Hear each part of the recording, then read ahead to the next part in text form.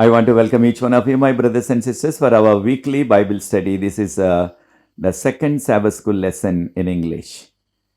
So I welcome each one of you. Before we begin our weekly Bible study, let's pause for prayer. Then we will continue. God has been gracious to us. So we want to praise God for His blessing and protection. Loving Father, we want to thank you so much for your blessing and your continued grace on each one of us and our families. Help each one of us to understand this lesson of our family and its role in educating our children. Lord, bless us and continue to help us. We also pray for your blessing on people who are in need of you at this time in various parts of the world. Be close to them and guide them and bless them and heal them also. And those who are serving the health workers and those who are serving the people around, all the government officials, and also all the various now people who are involved in taking care of the needs of the people. Lord, we need your special blessing on everyone and bless us at this time to understand your word because we pray in Jesus' name. Amen. I know my brothers and sisters, in spite of now pandemic continuing, but by God's grace, we are learning His word from week after week. Now, this week our title is The Family. I know if you hear short title family. Now, it can mean so many things. So, what is that family? Or how is that family? And what is the role of family in the society? Oh, so many aspects. But we are focusing this quarter on education. That's why the role of family in education, the role of family in education, that would give us more clarity. Now, the memory text is found on, now, this is from Proverbs chapter 1, verse 8. Proverbs chapter 1, verse 8. My son, heed the instruction of your father, and do not forsake the law of your mother. Now, it starts with a son, my son. Heed or listen to the instruction of your father, and do not forsake the law of your mother. So, both father and mother, whatever the instruction they have, whatever the teaching they have, whatever the admonition they have, it is the best thing for the children. It is good for the children. But of course, there are some heathen families who may say, father and mother also, now when it comes to accepting Jesus, so they have objection, they have a number of objections for the children not to go into Christianity, not to become a follower of Jesus, at least openly. But if anything is to do with our spiritual life, surely we need not to obey in that aspect. But all the other aspects, only when it comes to your choice of salvation and your Jesus as your Savior, that if they are objecting you, then you have your choice, because salvation, eternal life, is the individual choice and individual priority. So that's why. But when it comes to the education, often when we talk about education, immediately our mind is thinking of some college degree, some university degree, and some doctoral degree. This is what, as human beings, always we are thinking at this ending of the end time, because our priorities are to do with various now degrees. So the more educational qualifications somebody has, the more better opportunities that person will obtain. This is what we are thinking. But often we are forgetting, now education is for the growth of human being, and also to be a best citizen of this world and to world to come and the world to come. But now the family is the first school for any individual, their family. Now they may not be educated, they may be totally now having no education, whom we call illiterate people. But still, illiterate people also, they have a number of wonderful things to teach their children, good manners, and a good human being in the society, how to respect the elders, and how to care for the needy and the poor. Though they teach they teach those human values, and human dignity. That is more important. I know there are so-called educated people. They don't have that human dignity. They don't have that now any respect for other human beings. That is there. That is so evident, which we see around in these days. That's why when we say education, the role of family in education, surely now shaping the life of their son or daughter to be a responsible citizen in the community. That's what is more important. That's why we also know human beings and now should learn till the last day of their life on this earth. We should continue to learn. Not that we have some education, we finish high school, no need to go to now do any more studies, no need to learn anymore, or I finish my college, I finish my university education, so I need not to study anymore. Sure, uh, truly speaking, as we live in the world, we are thinking of education, that is studies and examinations. That part may not be there, but each day we continue to learn new things in life, in our profession as well as in our surroundings. Yes, we continue to learn. I'm teaching for the last over 30 years on Spicer campus. Now, I started as a college lecturer, and for over 25 years, I did that, and teaching college students as well as now master's students. But now, for the last around now 5.5 years, now college became university. I'm also teaching master's students as well as undergraduate students. But still, though I'm in the profession of teaching the college students and university students, now from time to time, and when I read something, when I read a book, or when I listen to some now talk or some message, I learn something new. I learned something new. So that now helps us to understand human life, human beings must continue to learn till the last day of our life on this earth. In the nation of Israel, the Israelites, they have taken much care, they put much emphasis to educate the children, to educate the youth.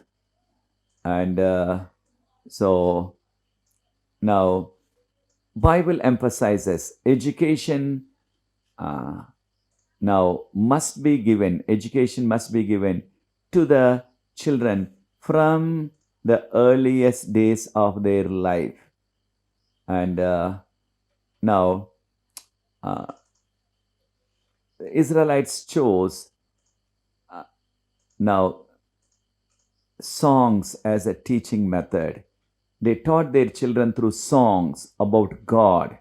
Now, the Bible emphasizes on the spiritual education along with worldly education to have a profession so that we can live a decent life with dignity.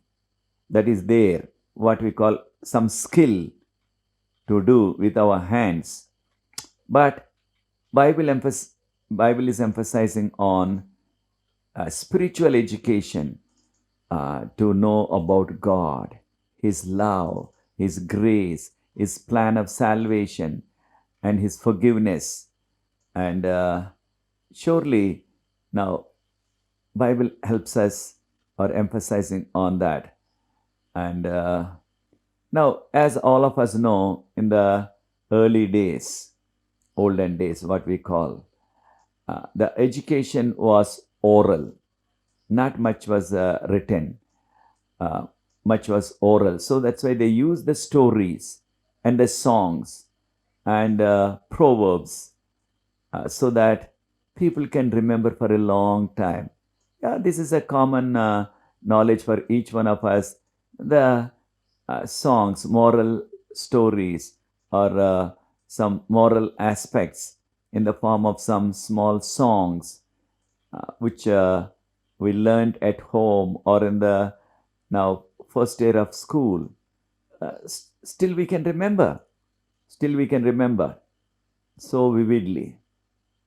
So the oral education which they had in those days, but the Israelites also emphasized teaching their children, especially their sons, how to read their parchments, that is their scrolls, the scroll in which the Old Testament scripture was written.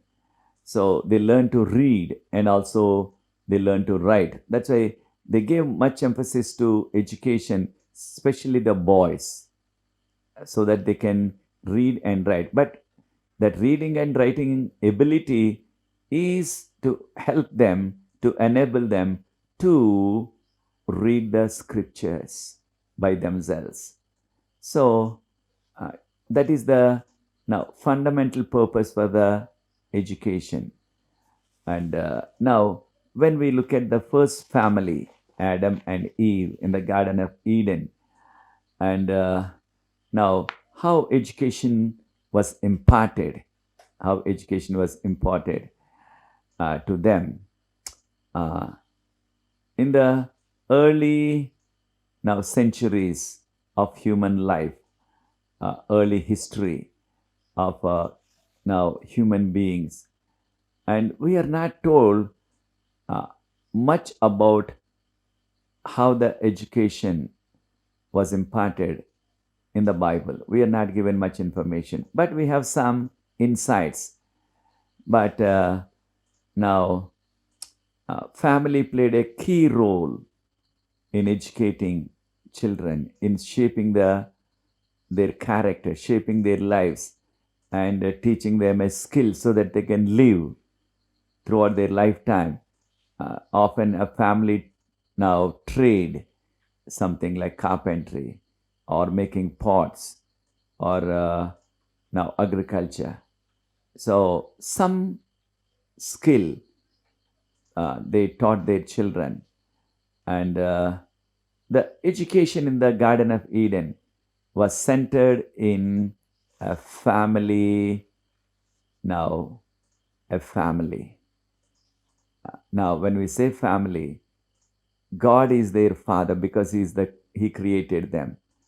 And Adam and Eve, they learned. That's why Luke chapter 3, verse 38, and it says, Adam was the son of God. So God is the father, Adam was the son. And now we do not know, everything what God taught Adam and Eve in the Garden of Eden. But one thing we can now understand, one thing we can understand, and we can kind of speculate. God must have taught them the wonders of creation around them, the creation around them. So, the education which God established in the Garden of Eden is a model for all educational systems in the world at present. All the now modern educational systems, now surely the educational system in Garden of Eden which God established, that was a model for all the educational systems later. But it is so sad, most of those educational systems in the world today, they have no regard for Adam and Eve and Garden of Eden and their education. They have no regard. They don't emphasize that. And in fact, they look down on that. But as we said, home is the first school to teach our children about God and His salvation, which is free. Now, in Genesis chapter 4, verse 1 to 4, Cain and Abel brought sacrifices unto the Lord, which means Cain and Abel were taught by their parents to give to God, to offer to God. But it is sad that any best educational system or any best educational institution where people are trained, all cannot become the same successful and great people. I know always you can find a black sheep among the other sheep. Likewise, though Jesus trained his disciples for 3.5 years, one was a black sheep like. That was Judas Iscariot. So that's why now on this earth, in this sinful world, we cannot get how best the teacher may be, how best the school is, how renowned the school where you attend. Now, everybody cannot attain to the same level. So, Cain was a failure. And now, this is again we have to remember. Same thing sometimes people say, oh, such a nice family, good family. How did this person now come out of that family? So disgrace, so much disgrace to that family, like a black sheep, they say. I know there are people like that. And also there is exception. There are now some exception is a good person comes out of a very bad situation or a bad family, like King Hezekiah. Now, his background, his father, and all, very, very wicked people, wicked kings. But still, he came out very, very now faithful, God fearing, and a good king. Sure, there are exceptions everywhere. So now we want to see the childhood of Jesus Christ. When Jesus was a boy on this earth. Now, again, we don't have much information in the Bible how his early days were and what he learned and what he was taught. But some insights you can gain by reading the Bible. And now, the early life and his education was done by his mother and so called his human father, that is Joseph. But Luke chapter 1, verses 26 to 38, that angel Gabriel appeared to Mary and said, you are going to have a son. And now, when she heard that one, she was shocked and surprised. And she expressed that real anguish, saying, I'm not married. I have not known a man. How can I become pregnant and bear a son? And angel Gabriel said, it is through the power of the Holy Spirit. Sure, she believed and she obeyed. She did not reject and say, no, no, no, no, no, no, I don't want that to happen to me because I'm so scared of the community around. Because in those days, they had very, very strict now social norms in Israel.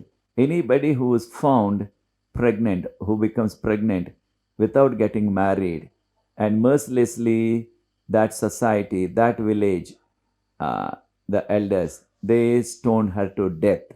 So there is a danger for her existence itself. But still, she, by faith, obeyed the words of God through angel. She accepted, though she knew that there can be a big risk now to her life. But she obeyed God. So she was very faithful. Likewise, often we think of only talk about the faith of Mary and now the obedience of Mary. But Matthew chapter 1, verse 18 to 24, now Joseph, who was elderly person, now was betrothed. That is what commonly we call engagement, to be married to Mary. He also came to know this shocking news since she was his close family relation. So he didn't want to embarrass that family. So he was thinking in his heart and mind to leave her secretly or privately, not to marry her. I know any human being would do that, any man would do that. But he had a dream. Then in the dream, angel spoke to him saying, Mary is innocent and she is going to have a baby boy. He is going to be the savior of the world and he will save people from their sin. And when Joseph got up, he did not say, oh, that's only a dream. Maybe my now wishful thinking, I had this kind of a dream. So I don't want to marry her. He did not continue to entertain his previous thoughts. His thought process changed, and he, instead of leaving her, or instead of making an issue with the elders of the village, saying, this is what it is, she is found pregnant, so now you settle this case, they would have stoned her to death, possibly. But he did not do that. He obeyed. He had so much faith also. That's why he also was very faithful and obedient to God and his words. That's why we need to understand that Mary as well as Joseph, faithful people. Then you can infer from that, being faithful lady, faithful man, faithful mother now, and faithful father, human father. So they must have given more priority to teach about God and to obey God and to have faith in God, because they did not understand fully about Jesus, especially his now incarnation. They did not understand fully. Though Mary was told something, but how much she understood, she did not understand fully that that little baby in her arms was the creator of the universe, the king of the whole universe. So that's why Mary as well as Joseph, being faithful people and obedient people to God and his word, must have instructed their son Jesus. That's why surely the early life of Jesus had the spiritual foundation. So what do we learn? We also must teach our children that spiritual foundation to come closer to God and to believe in God and his salvation. So we need to do that. Then another aspect is communication. Communication. And all of us know in reality, communication is not one way, and it requires two people or two groups. Then only we can communicate. It is not one sided, it should be both. Communication should be from both. Likewise, now education is the communication. The teacher has some knowledge and wisdom and some facts to share with the student and some skill to impart to his students. So it requires communication, not only teacher talking and students listening. So it is both, students asking something, teacher explaining something. So it is a what we call reciprocal, both sides. And so only by that the relationship develops between two people, two groups, or even family members. Now, wherever there is a less communication, there is more chance for now their relationship to be broken. It happens between wife and husband who do not have that talking terms between themselves, or parents and children who do not have that healthy communication between themselves, and or two young people who are in love. So if they don't have that now active communication between both, talking to each other, then that relationship will not grow. In fact, it will break. So now, likewise, if we are not communicating with God through prayer and Bible reading, if you don't know how to read, like some people, they don't know how to read, then they can listen to somebody reading the Bible. So, we need that active,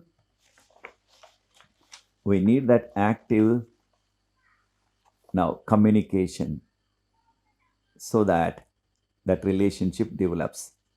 Psalm 37, verse 7, 8, and 9. Psalm 37, we are told, refrain from anger. Now, anger is always now bad. Anger brings a very, very bad results and bad experience. So, now we are told, refrain from anger, forsake the wrath, and now surely that is essential. And now because of good communication with family, with others, and finally with God, with our Savior Jesus Christ.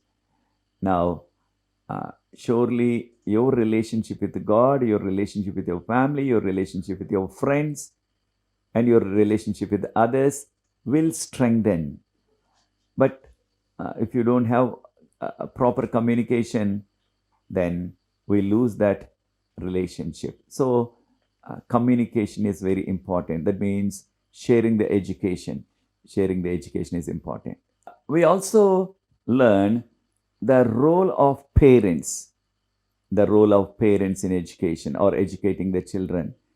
As I said in the beginning, education is not for enrolling for some degree and some professional now classes, but definitely to train the people. But we are given a specific instruction in the Bible. So saying, do not provoke your children to anger.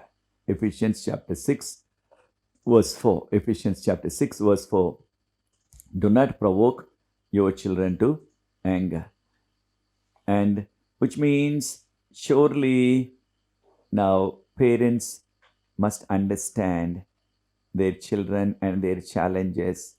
But with all of their experience and with a prayerful life, they should guide their children, their boys and girls, to shape them or their characters to bring glory and honor to God on this earth in their life. That's what is the effort of the parents. But at the same time, children also are given that command from God. As all of us know, fifth commandment, honor your father and mother so that you can live long on this earth. So, honoring the parents. But as I said, Only if it is the parents are telling, don't believe in Jesus, don't go to that church, don't take baptism, that you need not to pay any attention, because salvation is the responsibility or the choice of an individual. Because now salvation is our individual choice. But all the other matters, other than the matters of salvation and our spiritual relationship, then honoring our parents is important. I know often the conflict comes between parents and children when it comes to the marriage, especially love marriages. Sure, as obedient children, faithful children, uh, Christian children, surely now you put that matter in prayer to God. Surely that person whom you want to marry may not be your language, may not be your tribe, may not be your caste. Still, God can soften the hearts of your parents. It may take some time. It may take some time. So wait patiently in prayer. Surely God will work out. God will do it for His glory. And also, we are told, who can find a virtuous woman? This is Proverbs chapter 31. And she is more valuable or better than rubies. Now, how did that young lady become a virtuous woman? It is because of the guidance of the mother and father. See, family has an important role to shape her character, to train her to be a virtuous woman. Not necessarily in the terms of this world, obtaining some highest professional degrees, but to grow up as a faithful, dependable woman, and with a nice, let us say, nice family oriented, a decent family oriented person. May not be highly educated, may not have any degree of this world, but that woman is so qualified as a virtuous woman. And such a virtuous woman with all the virtues of God and His salvation and her now faithfulness to her husband and children. Now, she is more valuable, far better than somebody who is not faithful, somebody is not obedient, somebody who doesn't want to uh, take the role of mother to sacrifice many things for her family and children. And many people, they don't want to take that responsibility in our days. They have a now a very very successful profession, professional degrees, but still they're not able to, that woman is not able to take care of the family. So a virtuous woman is the one who was trained by her mother. So family has so much now importance. Family has a big role in shaping the future of our sons and daughters. And that's why always we say family is the first school. And we, the human beings, continue to learn till the last day of our life. That's why often we are told that experience is our best teacher. Our experience is the best teacher. Through experience in life, we learn many lessons, sometimes in a bitter way, but still we learn lessons out of life. And we are told in Deuteronomy chapter 6, verse 7, that now, especially to the parents, you teach your children the laws of God. That means His commandments and His standards. And we must educate our children. We must educate our children and telling them the standards of God, the stories from the Bible, and how God helps His people and protects his people and leads them. So we have to teach. We have to teach from the Bible. That is essential. And now, when you teach them when they're young, when you shape their character, even when they grow up, they cannot forget. That's why planting the seeds of faith about God and His love and His grace as early in their life. That means when they're small children, through stories and through songs, surely that works like a now good seed planted in a good soil, and in the future it will germinate and also it will grow, and it will now become a huge tree and bear much fruit, which means they will be fruitful and useful people for the Lord on this earth. And now all of us know God is going to ask an account of each father and mother. Where is that little flock which I gave you? Where is that little flock? Which means where are those children? So we are responsible. We know in 1 Samuel chapter 3 and 4, Eli, the high priest, and his sons, then now his sons had a very, very questionable character, questionable lifestyle, though they were working at the sanctuary as priests. But after their father, then the eldest one would become the high priest. But they had very, very wicked lifestyle. In fact, now surely they misuse their spiritual office, and surely they have now violated all the spiritual standards for a priest, and now God told the message, I'm going to punish the entire family. Why Eli? Because the father Eli did not correct their children, did not really now rebuke them when they're indulging in a notorious thing, when they're indulging in wicked activities against God. That's why he was punished. And the message was given through this boy Samuel. This is what is going to happen to your family because of you did not correct your children.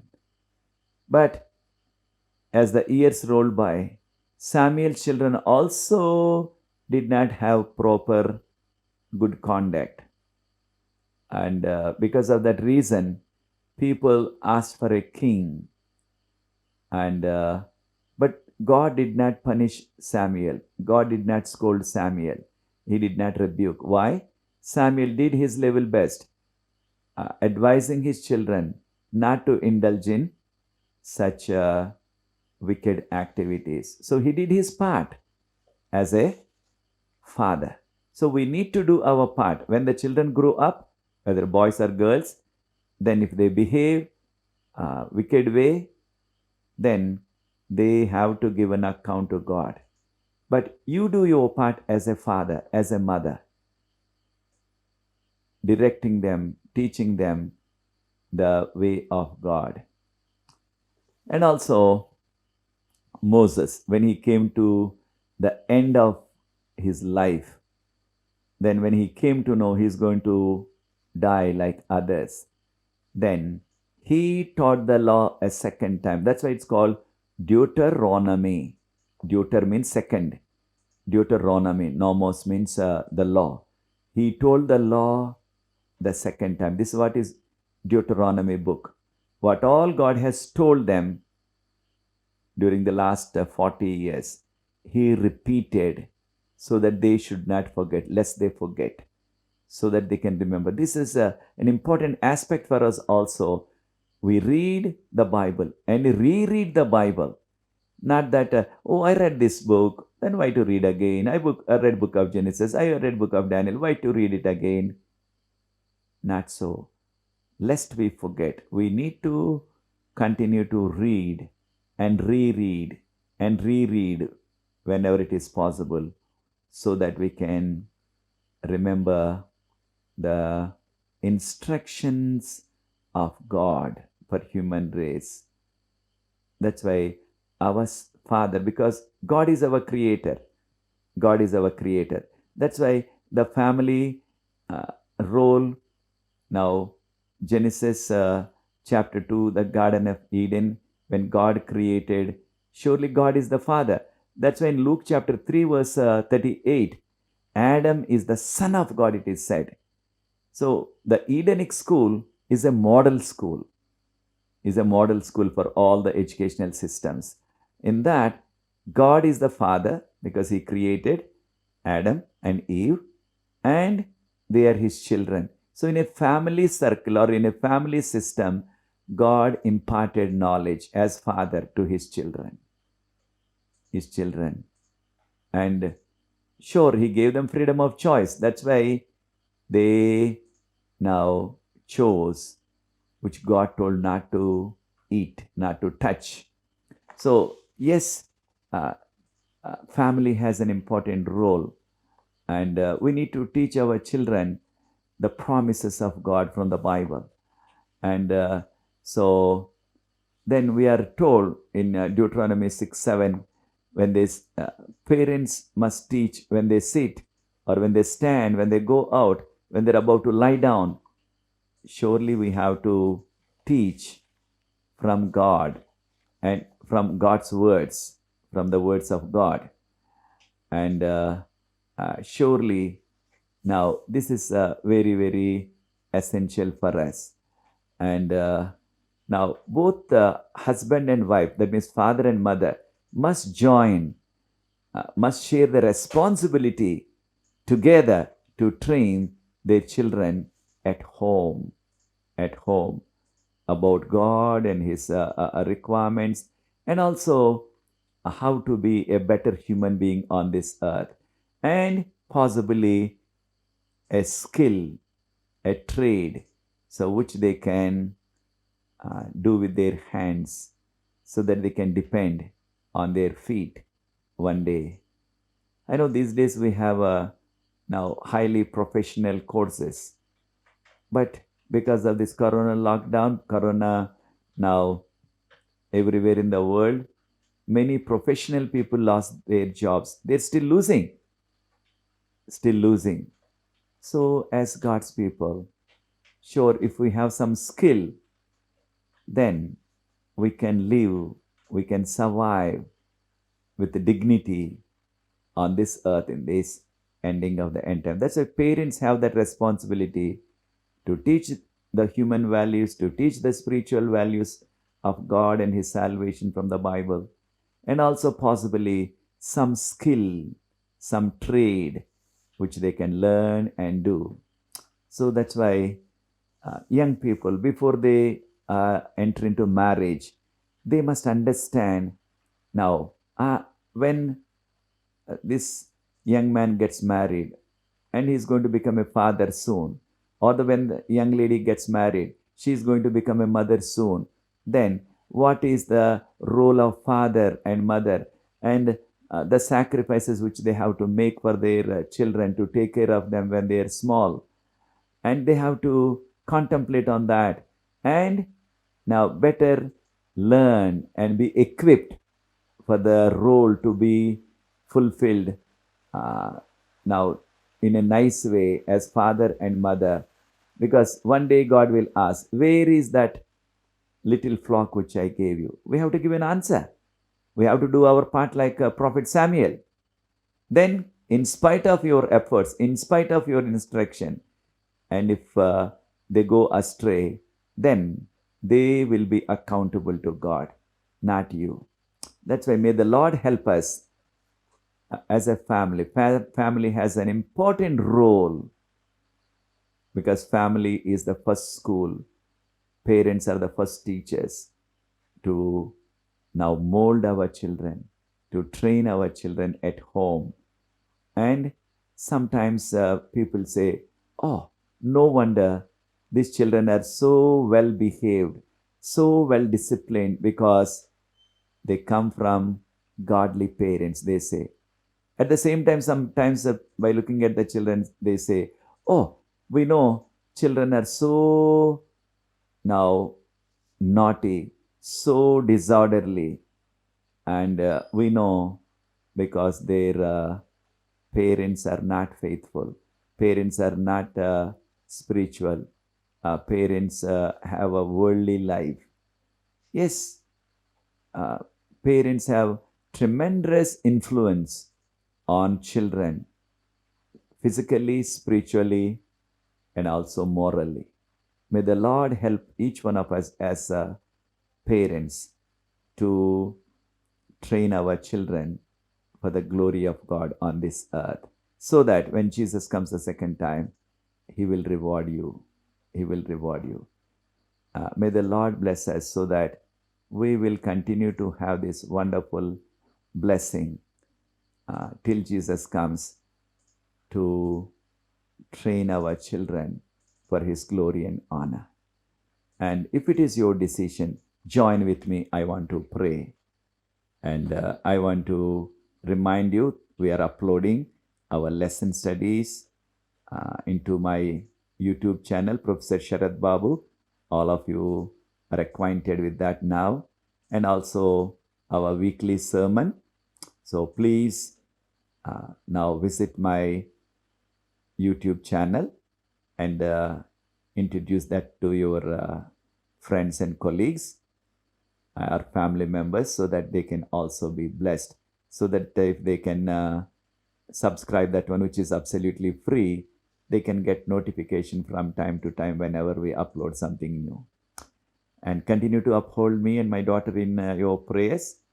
And God sustained us and still sustaining us and granting His grace to us.